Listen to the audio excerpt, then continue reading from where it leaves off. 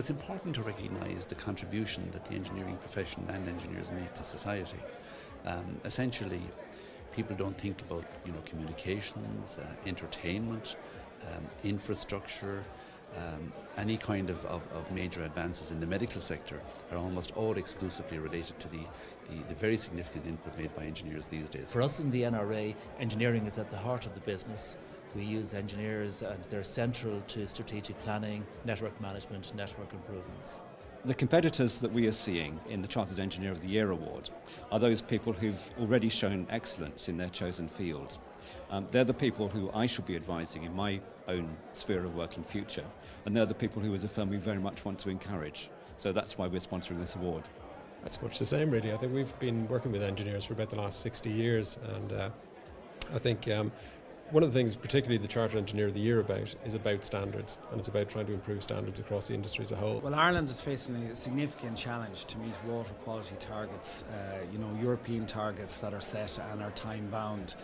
A significant way to achieve those targets is to build and put in place the appropriate infrastructure, drinking water plants, wastewater treatment plants. So we feel that engineers have a huge role to play in making sure that the design of these plants and their operation are optimised for the best effectiveness and the best value for the taxpayer. It helps to showcase a profession to prospective students and encourage people to join the profession, but I also think it's important to showcase what Ireland is doing in the engineering sphere. But Irish engineers are very innovative, and if you look at what Irish engineers can do compared with what engineers in other countries can do, you can see that we can produce very interesting products, very competitive products, and very good for business. Well, the NSAI is Ireland's national standards body, and engineers are involved in standards from beginning to end.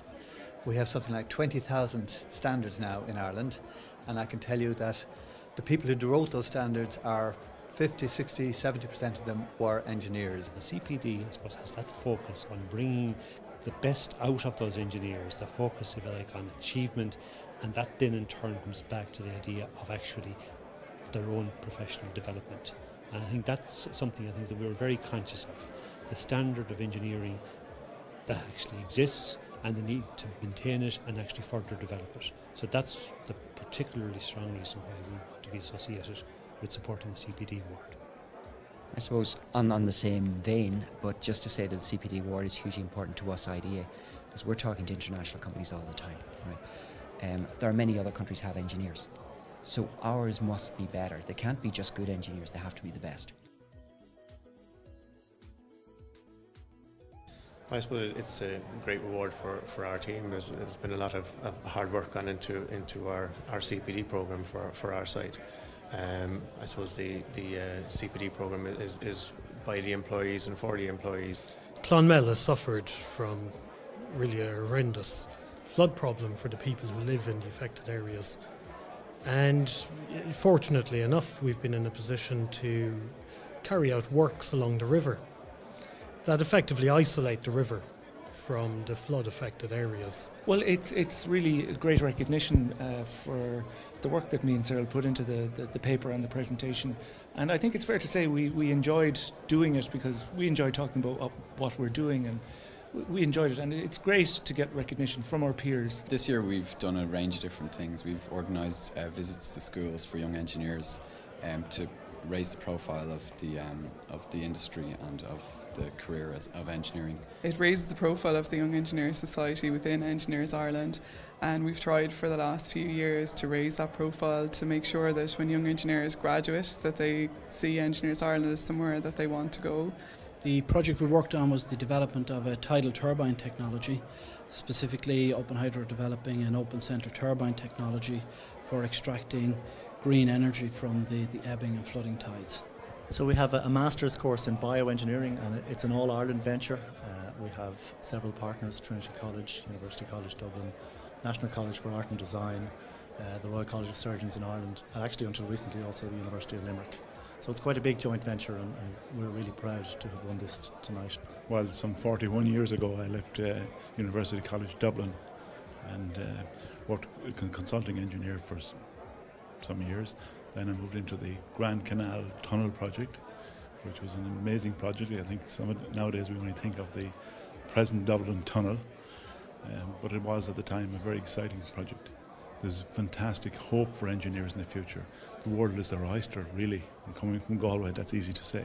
But certainly, when I left college, jobs were very few and very hard to get. And if we look back in the last 40 years, I've had phenomenal opportunities. And for me, it was an enjoyment contributing to the engineering profession. We're a group water scheme in County Cavan, which means the community set up this group scheme themselves for provision of water in their own area. So this is, I accept this award as a great, tremendous appreciation to all the efforts that they have done themselves. Well, the project I described in this competition is a drug delivery device, a transdermal drug delivery device. And it's a project we have in development that's essentially an electronically controlled patch that delivers small doses of drug through tiny plastic needles. It's a very interesting project. It's the culmination of very intricate engineering in terms of injection moulding of tiny plastic needles combined with wireless communications. The patch communicates with an iPad, for example, and obviously the delivery of drugs. Well, the project on Ciaran in the Aran Islands was the development of a new harbour around the old pier. So it involved, first of all, the construction of a new breakwater, half a kilometre long rubble mound breakwater, which was used to create shelter in the new harbour so that we could build a new pier, which could allow new traffic to use the harbour in a separated, safe way. So we have ferries for passengers with tens of thousands of passengers every year onto the island. Well, in that when we got the commission way back in 2000, we saw it as being a civil engineering project. But very soon, once we met with the islanders, and particularly a public meeting on the island, and we met with Costa Colford, Inish Moran, we understood that this was a lifetime ambition of people on the island, and that they needed this facility in order for to safe passage in and out of the island, as well as to develop tourism and commercial activity onto the island. We've got to, as a profession, and indeed the career guidance teachers and mums and dads have all got to play a part in ensuring that people fully understand what it means to be an engineer. The perception of the engineer tends to be focused on the hard hat and the construction person.